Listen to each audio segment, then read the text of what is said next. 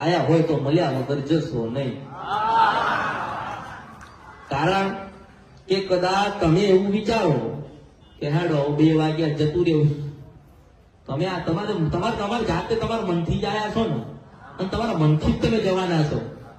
હું એવું ના કહું કે તમે જતા રહો, પણ કદાચ તમે જતા રહો અને તમારી માતાને મારી પાસે કઈ બોલતી કેવડાવું હોય, બોલાવું હોય, તો ક્યારે કહું?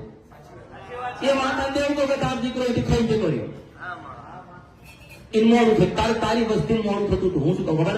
તારી વસ્તુ મોડું થતું હતું, જાઓ એટલે મેં કીધું નથી. હું એવું કહું કે મેલડી હોય ને, તો મેલડી શું વિચારે કે ના માતા પાસે ગયા છે ને તો આ જશે ને એટલે આ માતા પાસે હું કેવડાઈશ.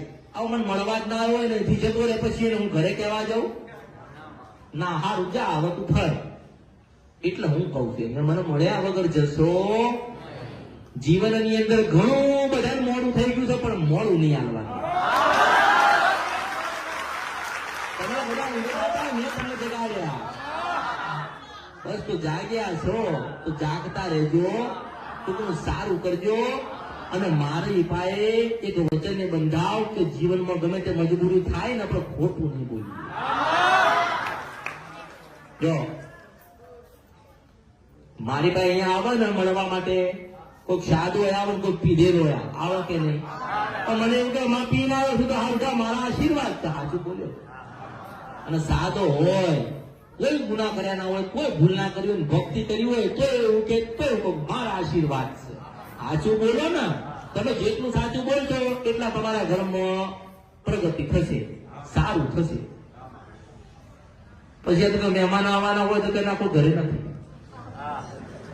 તમે હવારથી જૂઠું બોલો છો અને પછી માતાની પાસે ચોખા થઈ જાવ છો, શું માતા તમને આવશે?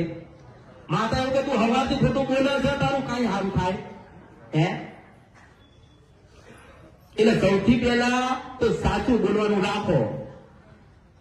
મારી પાસે આવે તો મને કહેવાનું કે હા માતાજી, અમે આ માતાજી હાજી હતી, માતાજીને અમે નિવેદ આલતા હતા, પણ માતાજી કઈ ભૂલ કઈ ગુના કર્યો, હજુ કઈ તમારા રહી જતા હશે તો કઈક બતાવો તો હું તમારી માતાને પૂછી તમને કહું. તો બરાબર હશે તો કહું કે હા બરોબર, તારી ભક્તિ એના સુધી પહોંચતી નથી, તારું મન એના સુધી નથી, તું પકડીને બેસી. હું એવું કહું. અને ના હોય તો